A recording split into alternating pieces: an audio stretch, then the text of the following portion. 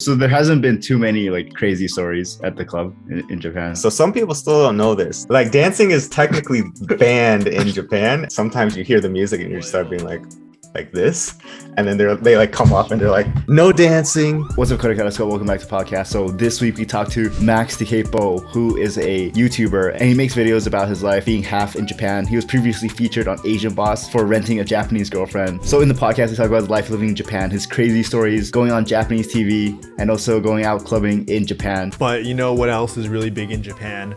Absolutely smashing and destroying the like button and following us on Twitter. Oh yeah, but make sure to watch to the very end of the podcast. Both Raza and I get appointed a very special title through this podcast. This is a pivotal moment for the KoreKara podcast. Very, very pivotal. So Max, can you give us a quick background of who you are and where you're at today? My name is Max.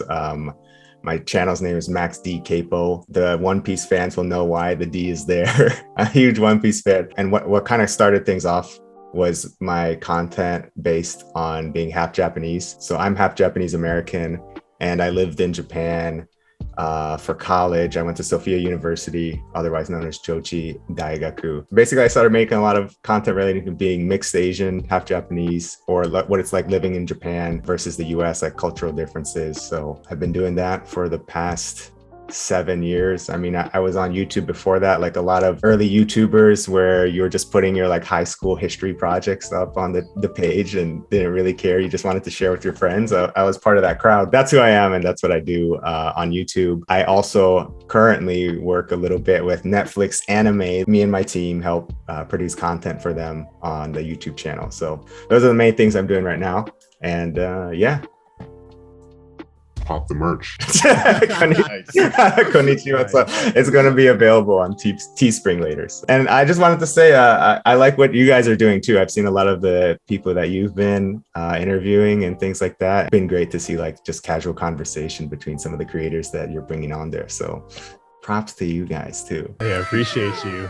But I guess like on the topic of, I guess like being half in Japan, like, do you feel like there's been any change since the period of time that you have been living in Japan? Like the perception of halves? That's a great question. You guys are both half Japanese, right? Or No. yeah, now we are. We're half We are, native yeah. Japanese. Okay, so here's what I felt like. Man, I've been even talking about this with a couple of half Japanese people here that is older. I'm 31 now, and so some of the friends that I've made over the years, past 10 years, we keep saying like, when we were like 20, so we're talking about 10 years ago. So like 2012, it was like still a little bit unsure, like in Japan, being Hafu was still like a little bit of this unique thing. You would see people who are Hafu like as celebrities or models or things like that, but never really like a character in like a TV show, like a series that built as a half Japanese character. Like it was mostly Japanese. You didn't really see like I'm saying these half Japanese characters, but I have a lot of friends who are in the entertainment industry, and now it's like a lot more normal. It's like, okay, we'll just have this character and they happen to be half Japanese. Like it's not even like starting to be a big deal anymore. In my opinion, especially in like this acting realm, social media, TikTok, like there's way more half Japanese people on the platforms. So instead of people being like, wow, you're half Japanese, that's so like crazy and unique. It's like, oh, okay, you're half too. Oh, you're half. Okay. Like it's a lot more, I feel like, normalized, which is a good thing. But some of my acting friends are like, where was this like 10 years ago when I needed it? So, which is great, because when I started the channel, this was one of my, hopefully, like, I don't know if I would say goals, but hoping to, let people know what it was like from our perspective as half Japanese people, like what it's like, but at the same time, not making it so like an exclusive group or making it feel like we're so different. We're just like, one parent happens to be Japanese, one parent happens to be something else. A lot of people used to say like, oh, like Hafu, like kakkoi ne, like you're so cool, or like, oh, I wanted to be born Hafu, like Hafu de umaretakatta na, like say those types of things. But we kind of wanted to push, like, basically tell people it's not like that cool. And it's kind of funny because now it's like, yeah, it's not that cool anymore. Yeah. So now I'm like feeling like It should be a bit cool. yeah, now it's like we miss it a little bit. Long story short, it's for the better. It's for the better. Do you think people now, they instantly know your half? Like, do you get a Nihongo Jozu'd, for example? Nihongo Jozu'd. Tokidoki ne. I sometimes do still get that. I've come to the point where, you know, I think I used to be a little bit more like, oh, like my mom's Japanese. Like I kind of wanted people to know if they didn't realize it. Now I'll still get it. Like some people will say like, hafu desu ka? Like, are you half? But sometimes I'll just get like the Nihongo Jozu'd desu ne. And it's been like too many years for me of being told that. So sometimes I'll just be like, oh yeah, like, Benkyou shimashita. You know, like I studied it. It is or Jozu'd. like it is Jozu'd. It's like, oh, you know, like I don't want to go through the whole family lineage of like, oh, actually I'm half Japanese, and then they ask me like my mom which parent. So I still get it though. Like I thought I saw some emotion come out there. You like whack that chord. No, dude. Maybe it's an age thing, but I just I don't really care, I think, anymore, unless of course it's like something very offensive. But nothing like that usually happens. Earlier when you asked if we're half, I remember this one story. Like Raza and I joined this like Japan association at our college, and then we like trolled people into thinking Raza's half like the whole semester. You could from Okinawa. From Okinawa. they for the whole semester They thought. Oh my god! There's no way I could hold it for that long. I'd like break like in the first like 10 minutes. I'd want to. It was pretty tough. It was pretty tough, but we had to do it. We had to. Oh wait, I think I'm actually I'm a 10th Japanese. I took the DNA test. Oh shit! Yeah, so. See, there it is. 1/10. I always, at least living here now, like I usually ask the question like, are you half? Are you from here? Especially with people who don't maybe look Japanese. I don't want to assume. I made this like a rule. I was like, just ask, like, because the way I felt was, you know, instead of saying where you from, I think it's personally nicer just to be like, oh, are you from here? Or you leave it open like somewhere else, or, you know, and the conversation can go from there. It's funny because there's an interview I have on my channel. I think it's the #1 watch video on my channel. It's with a Black girl from Ibaraki. She was born and raised in Ibaraki, but her parents are both Black Americans. And I met her at a restaurant, and she had never been on YouTube until my video actually. But I met her at a friend's restaurant, and it's full of like foreign waiters and waitresses. So even though I had this rule, I was like, okay, like she's probably from the States or something like that. So I actually did ask her, where are you from? And she was like, I'm from Ibaraki. I was like, damn it. I should have asked, are you from Japan? Like, so it's just like this funny inside joke now, but basically, yeah, because she's from Ibaraki. She was born and raised there. This funny story to me, because that's how I approach people though, in general in Japan. Like I want to first ask, are you from Japan? Because, you know, it's not a huge number, obviously, but there are quite a few people who are raising their families, children in Japan, whether they're half Japanese or just completely non-Japanese.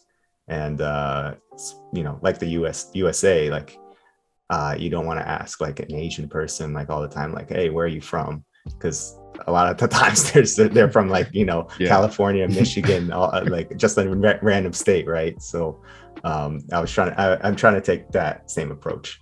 Nice, so yeah, like the whole taxonomy of asking people where they're from. yeah. You know, like I didn't like it being done to me, so I figured I would like change it up. But I guess, do you have any like crazy stories or like fun stories? Obviously, I have like other stuff that is more related to like, I don't know, the clubbing, partying, seeing, and all that stuff. But I think this is like Japan after dark. Japan after dark. I used to do a lot more when I was like early 20s. Like clubbing. Yeah, and it's still fun now. Obviously, like I have I don't want to go to like the same clubs that I used to when I was in my early 20s. There's like other ones for that are like more mature. But like, long story short, more than just like, okay, like drinking and like the partying, I would just say the main thing that I like about Japanese clubs is that it's a lot more focused on people just having like a good time. Like it's fun. No one's trying to prove anything, like being a good dancer. No one's trying to like be really like cool and you know, with the way that they, you know, dance with their drink, or like, you know, like hit on girls. It's a lot more, at least in my experience. Like, I'm a guy, so I think a lot of girls would probably say something else, but you know, the guys, like, you can just randomly like jump with somebody else, like, and like there could be like some anime music going on and you're just like, yeah, like jumping up and down. It's a lot of jumping up and down. To me, it's like a more fun experience than USA clubs, but I mean, yeah, I gotta go see you when that One Piece opening comes on. Oh yeah, dude. If the One Piece opening comes on, it's over. It's over. I'm like doing laps in the club, and it's possible though. Like they've played, I think Slam Dunk has like a very classic opening theme. But you guys have been to Japan, right? Yeah. We've been to Japan. Okay, have you been to the Roppongi areas, Shibuya clubs? I only been one time. So okay. I don't know if that's like an accurate representation. Yeah, well, I think it's like a it's like not coming of age, but it's like everyone has to pass through Roppongi like one time when they come to Japan. So it's like, what is your go-to area then? Now I wouldn't really put Roppongi up that high. Right. But Nishiazabu is a little bit better, and then there's this new place called C'est La Vie. It's opened up in Shibuya. It's owned by the people who made the Marina Bay Sands. There's one in Taipei, which is where I'm from. C'est La Vie. Yeah. Same, yeah. So it's like rooftop. It's supposed to be a little more classy, and then they just opened up another one called Raise Tokyo in Ginza, which Ginza is like also like high class. So if it was like those places, I would say it's better to go. I mean, it's like, because it's more like bar with a dance floor, like the rooftop bar area where you can stand and talk and mingle, rather than just like full blown like ratchet club type of thing, you know. Those would be my recommendations. I mean, the border, there hasn't been too many like crazy stories at the club in Japan. No like gangsters or anything like that. Oh man, a long time ago, like so some people still don't know this, dancing is banned legally. Like dancing is technically banned in Japan at dancing in clubs. Really? Yeah, it's like real life Footloose. Yeah, you can look this up. So dance I know, it's like you can't dance. So no joke, that like guy at the club telling everyone that's not allowed. Hey, no, that's what happened. That's what happened. Like they'd have like security guards be like, you would like dance. Yeah, like we're standing with our drinks, and like sometimes you hear the music and you start being like this, and then they like come up and they're like, stop dancing, and we're like, I'm just swaying. This happened in 2012. I have to give you the backstory. So dancing officially, it's like some long law ago, maybe after World War II, they banned dancing at clubs because like a club was a front for like a prostitution ring or something like that. Officially, that's why they banned the dancing, because really they just didn't have a way to ban the prostitution, so they banned the dancing.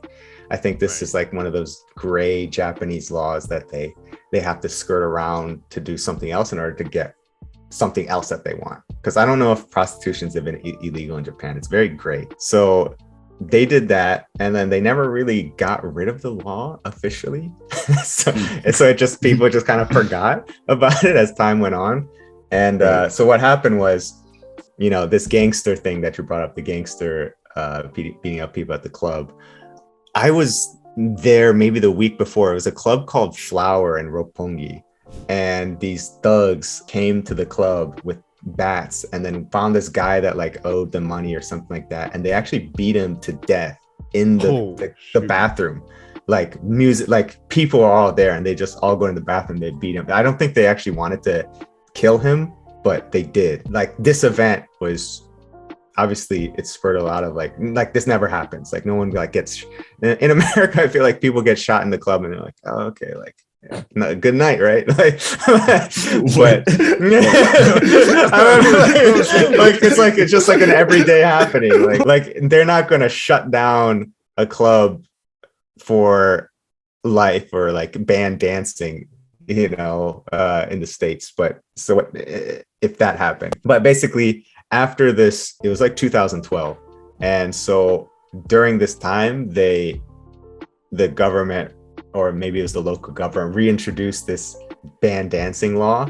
So the clubs could stay open, but they had signs everywhere that said no dancing, no dancing. And no joke, some clubs like tried to do the dancing anyway, like secretly. There was like this bust where they had gyaru, like Japanese gyaru, like the girls with like the heavy makeup. They like set up gyaru and into the club, who are like undercover police, and then well, maybe not get it, but like girls, that. And then they had like the police also, who were dressed up as like patrons of the club. They confirmed, okay, there is plenty of dancing going on here, and then they busted that club, and they're like, no, everyone get out! Like this club is doing illegal dancing activities, and then like everyone's outside. And being like, why are they banning dancing? Like, come on, like this is insane. Like, so yeah, there's legit like news like video of this like bust, the police bust. I could maybe help you find it later, but it all spawned from this one gangster like event, like where they got beat up in the club, banned dancing, and then for about 6 months to a year, it was like you couldn't go to a club and dance. And it was literally like those security guards, like we were saying, they'd come up and be like, no dancing. Like they see you swaying and they're like, no. And if you're a girl, you had like some leniency because they're like, okay, we kind of want something. But like the guys, it was just literally like, you'd have to be like this or else like, but then at the point you're like, why are we even at a club? Like, why did we come? So it was very empty for a while. That's like just a hilarious Japanese thing, I think. Like, I think that law still exists, but they also just kind of forgot about it again because they need these clubs to make money. I think it brings plenty of taxes to Roppongi. The life of Roppongi. Wow, I never would have imagined there'd be a whole kind of dancing prohibition and people would go on the down low to go smuggle in some dances here and there. Dude, you're right. There's literally smuggling. So as somebody who's like lived in Japan for like 10 years, that moment and the earthquake were both very memorable moments, I think, in Japanese history in the past 11 years. Very key moment in Japanese history. I guess this is like what we're gonna have to start asking from now on, like, where were you when dancing was banned? I know it sounds like crazy, like to even say that it happened, but it's true. Like dancing was banned in Japan for like a good 6 months or longer. It's better now. Like obviously the borders will probably open up soon, and I think Japan's going to be ready for a lot of the influx of gaijins to come in and start dancing. Start dancing and bring in the flash mob. Foreigner gets arrested for dancing in the club, Japanese club or something. It's like one of those horror great stories headline when like people go abroad. Yeah. It's always like, oh man, something always happens. Like gaijin like does something bad, and I'm like, please don't be American, please. It's okay. The last time something bad happened was the Rugby World Cup. I think it was 2018 or 19.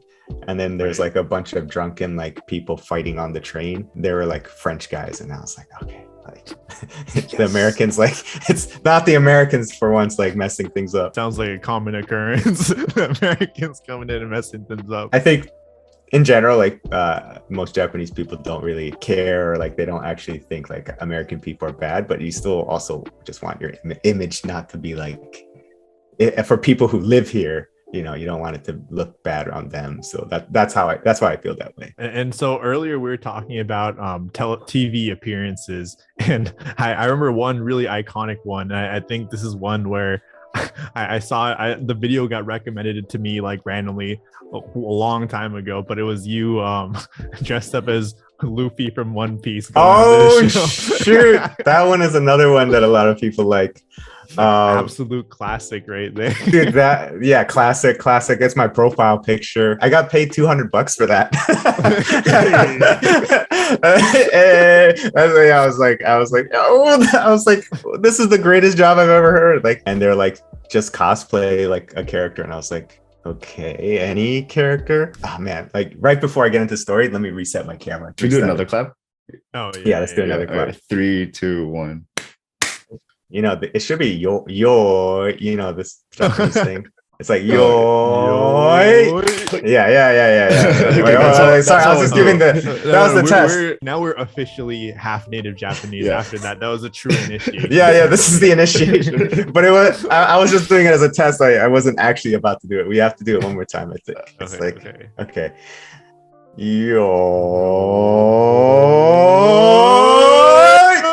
Nice. Okay.